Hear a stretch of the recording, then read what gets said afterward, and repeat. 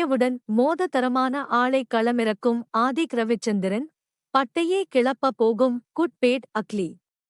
Good bad ugly படத்தில் அஜித்துக்கு வில்லனாக பிரபல பாலிவுட் நடிகர் நடிக்கவுள்ளதாக தகவல்கள் வெளியாகியுள்ளன. அஜித் தற்போது விடாமுயற்சி படத்தில் மும்முரமாக நடித்துக் கொண்டிருக்கிறார். இப்படத்தின் ஷூட்டிங் கடந்த சில மாதங்களாகவே மும்முரமாக நடந்து வரும் நிலையில், திடீரென அஜித்தின் ஏகே 63 படம் குறித்த அறிவிப்பு வெளியானது. இதனால் ரசிகர்கள் இன்பதிர்ச்சி அடைந்தனர். இந்நிலையில் குட் பேட் அக்லி படம் தொடர்பாக மிரட்டலான தகவல் ஒன்று வெளியாகியுள்ளது. பிரபல தெலுங்கு தயாரிப்பு நிறுவனமான மைத்ரி மூவி மேக்கர்ஸ் தயாரிப்பில் உருவாகவுள்ள ஏகே 63 படத்தினை ஆதிக் ரவிச்சந்திரன் இயக்கவுள்ளார்.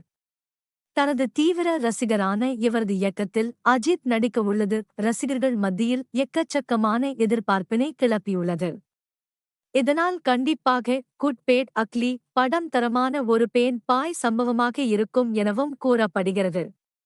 திரிஷா இல்லன்னா நயன்தாரா படம் மூலமாக இயக்குனராக அறிமுகமான ஆதிக் ரவிச்சந்திரன் அடுத்தடுத்து இயக்கிய படங்கள் பெரியளவில் வரவேற்பை பெறவில்லை.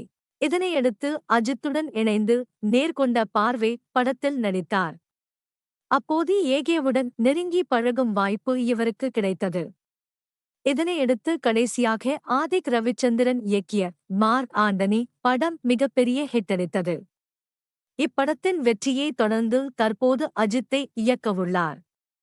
இந்நிலையில் குட் பேட் அக்லி படம் தொடர்பாக லேட்டஸ்ட் தகவல் ஒன்று வெளியாகியுள்ளது.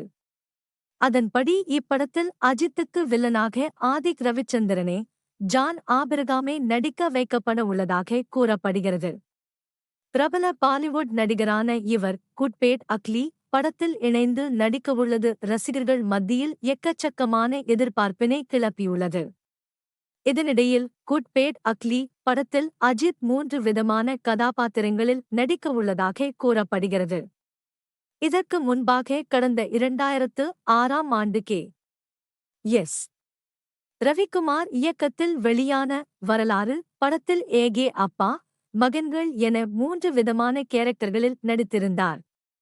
இதனையடுத்து 18 வருடங்களுக்கு பின்பாக மீண்டும் அஜித் குட் பேட் அக்லியில் 3 விதமான தோற்றங்களில் நடிக்கவுள்ளது குறிப்பிடத்தக்கது.